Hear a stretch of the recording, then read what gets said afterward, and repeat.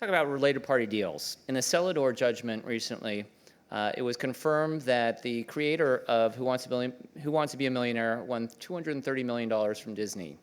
What was it? 270 million. 270. Actually, Yeah. 330 with interest. Plus $50 million worth of interest, right? What was going into that lawsuit? Why did they win so much money?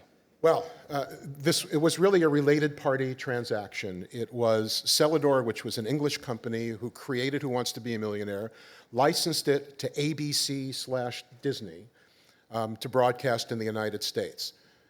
ABC made a deal with Disney, who made a deal with one of its own wholly owned subsidiaries to produce the show.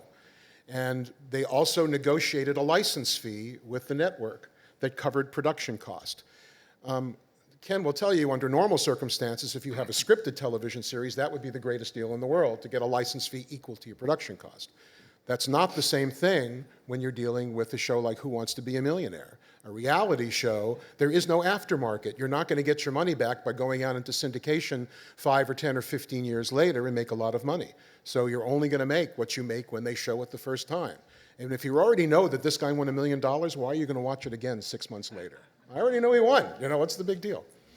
So that was the issue, that Disney had an obligation, if it had been an arm's length transaction, to renegotiate with ABC once the show became very successful. And we were able to show in court, I was an expert on that particular case, and we had legal experts who came in and said,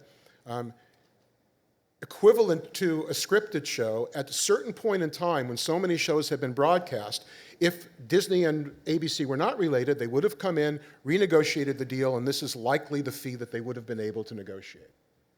And the jury understood. The jury, which was in Riverside County, and I got to tell you, we were pretty scared. We were going into Riverside. We were representing a foreign client against the happiest place on earth. And I really wasn't sure how this was going to go, but the jury got it. They really did get it. Right. It was a wonderful thing. Are these related party deals common? They're getting more and more common as these studios become more vertically integrated. So they have their own networks, they have their own television stations, they have their own production houses, they have their own merchandising deals. Disney's a perfect example. Disney produces a television show, they sell it to ABC, they advertise the theme park on the television show, they barter syndicate it and buy barter time to advertise their own shows. They manufacture their own merchandising for this particular show, sell it at the theme park, so it runs from the very lowest level to the very highest level in the vertical integration. And most contracts simply say that if there is a vertical deal, if we're dealing with our people, we will deal with them on a reasonable basis. There's some very nebulous language about that.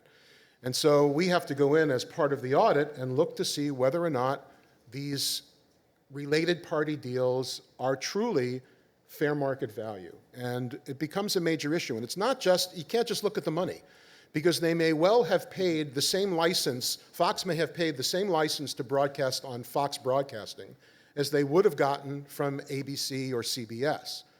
But if you look a little deeper, maybe they sold it to Fox Broadcasting for 30 runs over a year and a half instead of 2 runs over 6 months.